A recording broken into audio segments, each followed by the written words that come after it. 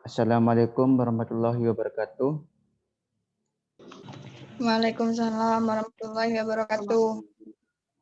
Kami dari kelompok 6 akan mempresentasikan Muhammadiyah sebagai gerakan pendidikan.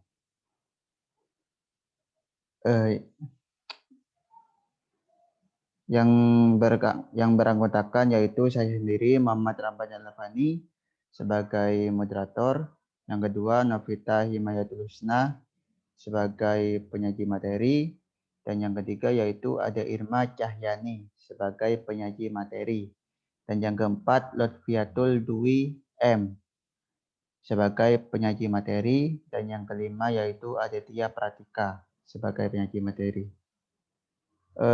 Tanpa lama-lama, untuk yang pertama yaitu tentang faktor yang melatar belakangi gerakan Muhammadiyah di bidang pendidikan. Kepada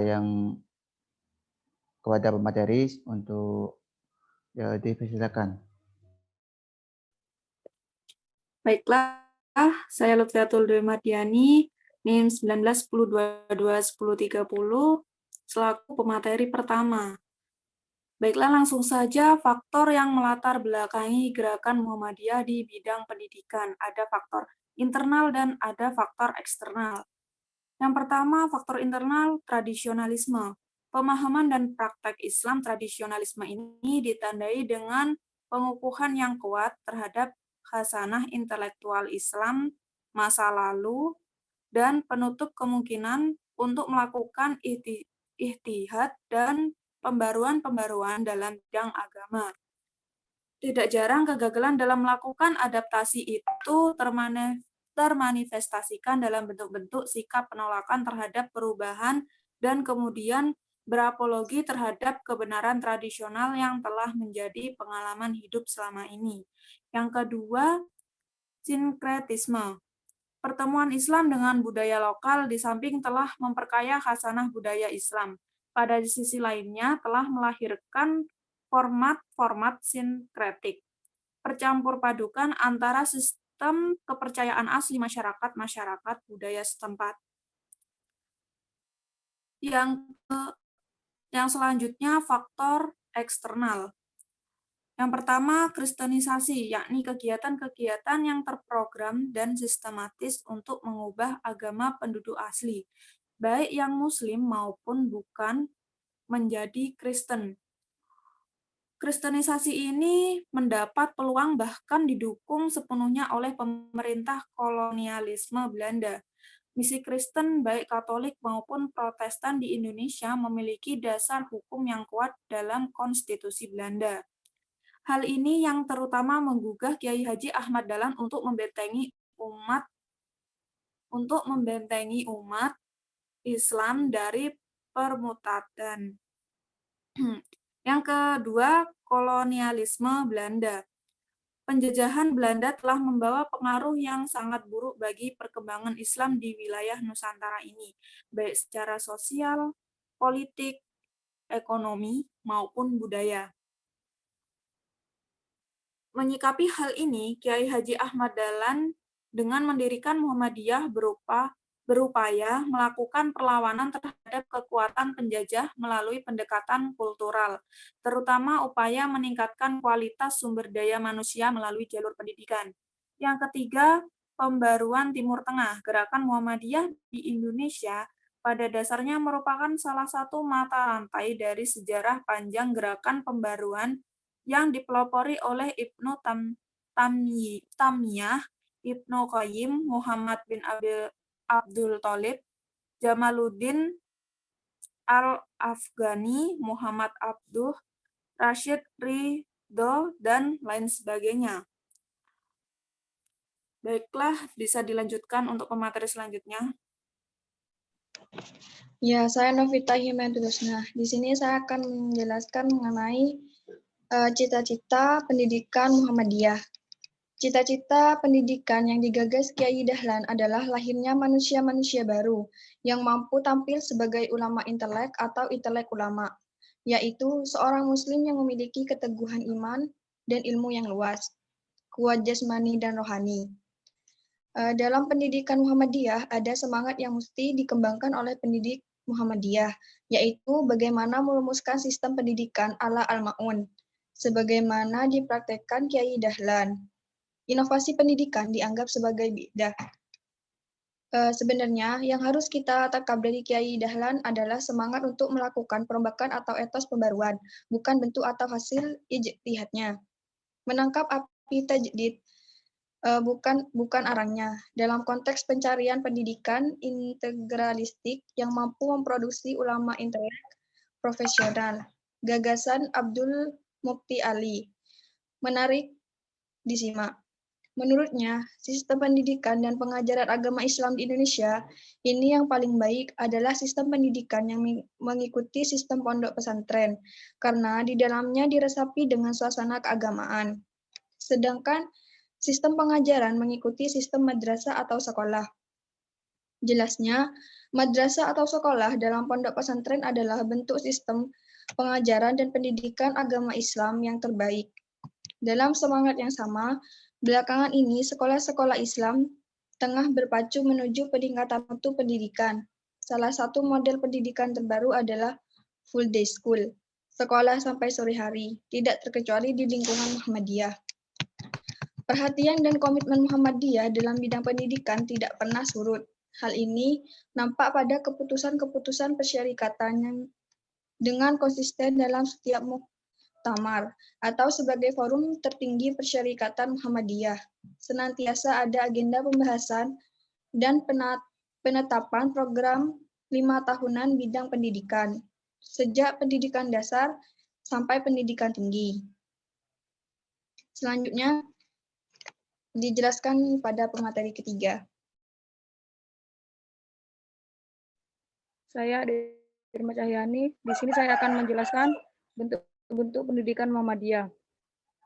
Pendidikan menurut Kiai Haji Ahmad Dahlan hendaknya diarahkan pada usaha membentuk manusia Muslim yang berbudi pekerti luhur, luas pandangan dan berakhlak ustasa. Muhammadiyah mendirikan dan menyelenggarakan sistem pendidikan modern.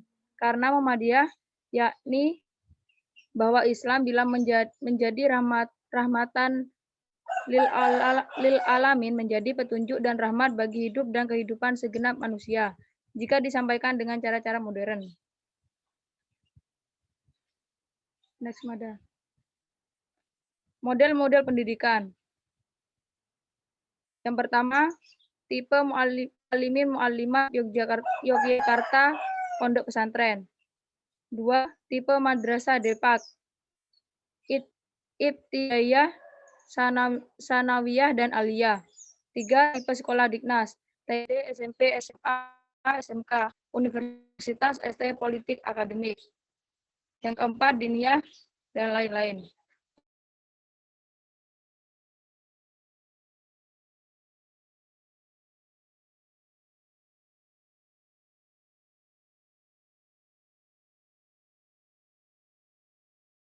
Selanjutnya, pemikiran dan praksis pendidikan Muhammadiyah. Pendidikan Islam Kiai Haji Ahmad Dahlan adalah melakukan penyadaran fungsi dan peran manusia untuk menerapkan Islam sebenar-benarnya. Integrasi ilmu agama dengan ilmu pengetahuan, mengembangkan sikap toleran dan terbuka kepada kemodernan. Aktivitas pendidikan yang dilakukan Kiai Haji Ahmad Dahlan adalah mengajarkan agama Islam kepada para siswa quick school serta merintis kelompok pengajian di Kauman dan sekitarnya. Pendidikan Islam yang ditawarkan Kiai Haji Ahmad Dahlan memiliki tujuan untuk yang pertama mewujudkan generasi yang baik budi, yang kedua alim dalam ilmu agama dan luas pandangan dengan menguasai ilmu pengetahuan umum, yang ketiga berkomitmen untuk berjuang demi kepentingan masyarakat dan umat Islam. Kiai Haji Ahmad Dahlan juga banyak menyampaikan materi yang berkenaan dengan keimanan, serta akhlak, semangat berjuang untuk agama. Metode pendidikan Kiai Ahmad Dahlan menggunakan pendekatan kontekstual dan menyesuaikan taraf berpikir peserta didik dan praktik. Jadi pelajaran terdiri atas 2 bagian. Pertama, belajar ilmu pengetahuan teori. Kedua, belajar amal, mengerjakan dan mempraktikkan. semua pelajaran harus dengan cara sedikit demi sedikit, setingkat demi setingkat. Selanjutnya,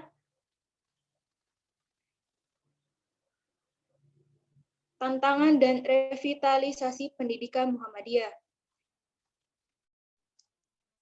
Ahmad Syaiqo mengatakan dalam sistem pendidikan Muhammadiyah setelah tahun 1970, secara tidak sadar telah mengikuti alunan gelombang pragmatisme yang pada gilirannya melahirkan pola berpikir baru, bergeser dari muara idealisme persyarikatan sekalipun didasari bahwa pergeseran itu mengarah pada pragmatisme program orientik dalam batas-batas tertentu masih ditolerir.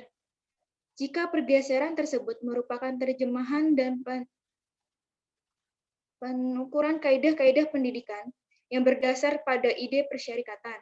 Persoalan lainnya yang dihadapi Muhammadiyah sebagaimana pendidikan nasional pada umumnya adalah persoalan kualitas dan relevansi. Persoalan pendidikan khusus yang dihadapi Muhammadiyah adalah yang pertama, problem filosofis kekuatan pendidikan Muhammadiyah bukan pada kondisi yang terlihat dan dukungan finansial, melainkan pada yang tidak terlihat seperti core belief, core value, visi dan misi. Yang kedua, problem manajemen dan kepemimpinan. Berbagai penelitian menunjukkan bahwa sekolah yang berkualitas biasanya dikelola dengan manajemen dan kepemimpinan yang bagus. Kondisi pendidikan Muhammadiyah yang beragam mengindikasikan keberagaman pola manajemen dan kepemimpinan yang beragam pula. Yang ketiga, problem birokratis. Setelah pemerintah menetapkan kebijakan otonomi daerah yang dibarengi dengan otonomi pendidikan di tingkat pemerintah, kabupaten atau kota, dan pada gilirannya di tingkat sekolah. Pendidikan Muhammadiyah tampak masih menghadapi problem birokratis di internal. Problem birokratis tersebut antara lain, yang pertama ada sentralistik, yang kedua ada birokratis, yang ketiga ada hubungan pimpinan bersyarikatan, terutama majelis dikdasmen dengan pimpinan amal usaha. Yang keempat, organisasi Muhammadiyah yang bercorak modernis. Organisasi Muhammadiyah yang modernis mestinya dibarengi dengan profesionalisme. Yang terakhir, sebagian besar pendidikan Muhammadiyah masih menghadapi siklus negatif. Siklus negatif adalah lembaga pendidikan Muhammadiyah mengalami problem. Sekian dari saya kembalikan kepada moderator. Oke, terima kasih. Saya sampaikan kembali kepada para penyaji. Oke, cukup sekian dari kelompok kami. Kurang lebihnya mohon maaf apabila ada tutur kata yang kurang berkenan. Wabillahi taufiq wal hidayah. Wal ridha wal inayah. Wassalamualaikum warahmatullahi wabarakatuh. Waalaikumsalam warahmatullahi wabarakatuh.